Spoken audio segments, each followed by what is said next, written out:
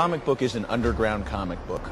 It's not Spider-Man or Superman. You know, it's not something for mass consumption. And I think it has a very hard quite faithful to the comic book. I hope that it is, in terms of preserving that hard edge and a certain style that the comic book certainly has. But we had the responsibility to fill in some gaps that aren't necessarily there in the comic book because they're different mediums. You know, you don't have to tell a cohesive narrative story. In a comic book, you can do a lot with images and leave a lot up to the imagination of the reader. I would have deeply loved to shoot the whole film in black and white, but personally I love black and white. I think it's wonderful. It would have been great to do that and show perhaps just the flashbacks, which are a part of Eric's real life, his life when he was alive. Show those in color as contrast, you know. But unfortunately, due to the realities, the very shitty realities of the film world, we weren't given the opportunity to do that.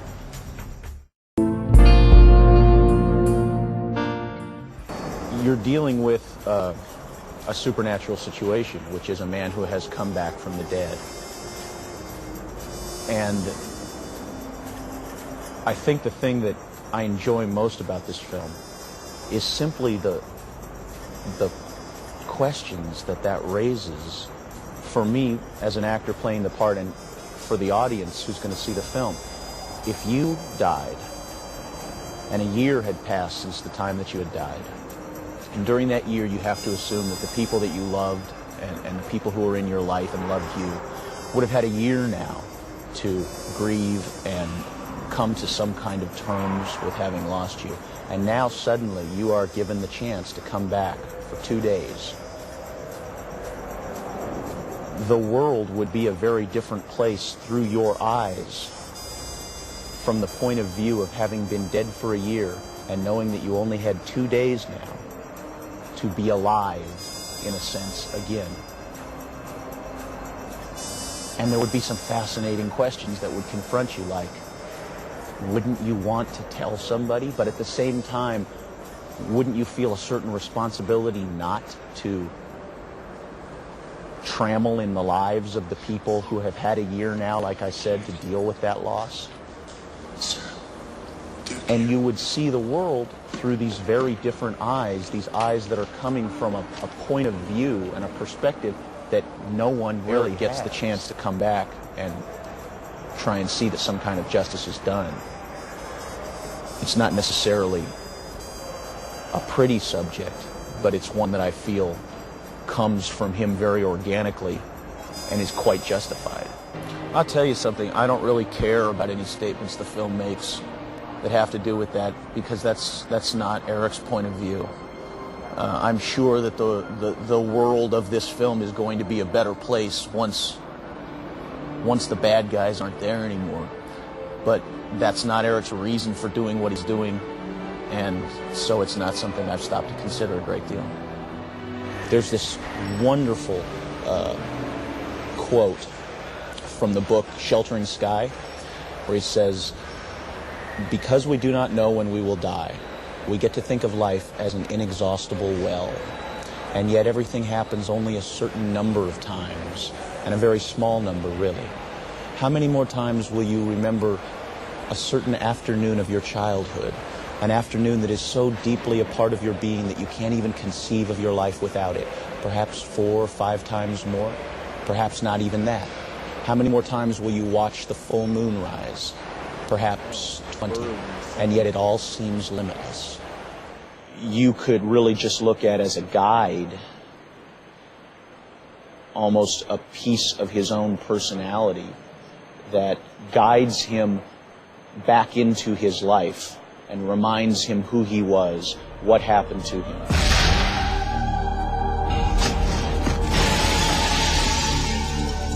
This is a person who has been pushed right to the limits of his ability to cope with what is going on, and in a sense is quite mad sometimes. In a sense is completely insane.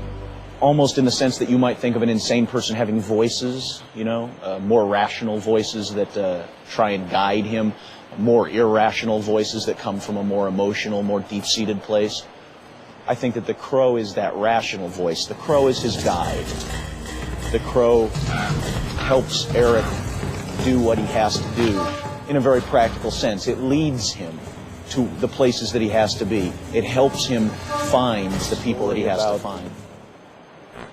Justice for victims. Each one of these is a life you helped destroy. His mission is to find the men who killed him and his fiancée and kill them. Gentlemen! I just want him. It's a wonderful role, and it really is a role that you have to take risks with, and it gives you a wonderful opportunity to take those risks and stretch, because you tell me how somebody who comes back from the dead is going to behave, you know? You move, you're dead. And I say I'm dead, and I move.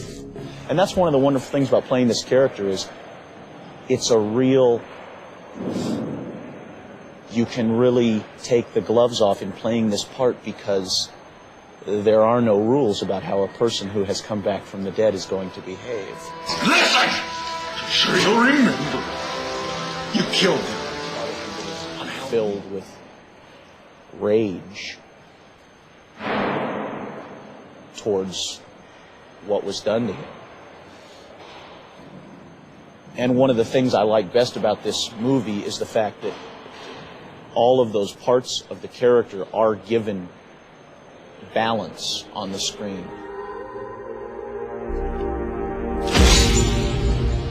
He's torn up. He's torn up really badly.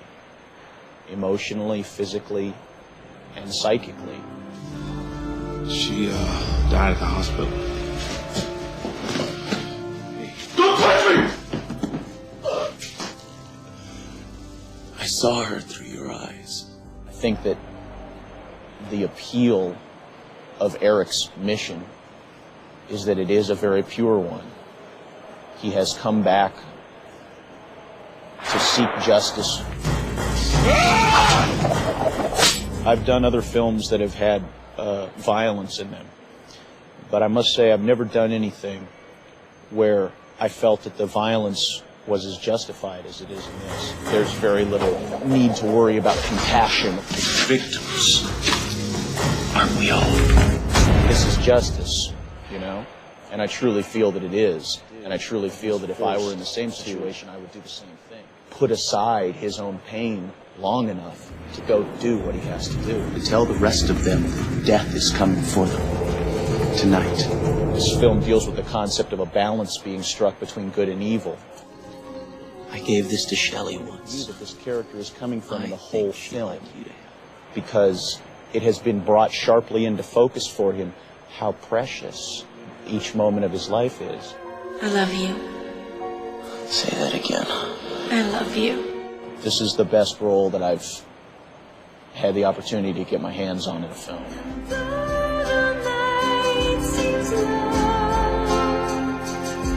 Your tears won't fall. Your tears won't fall. Your tears won't fall. Forever.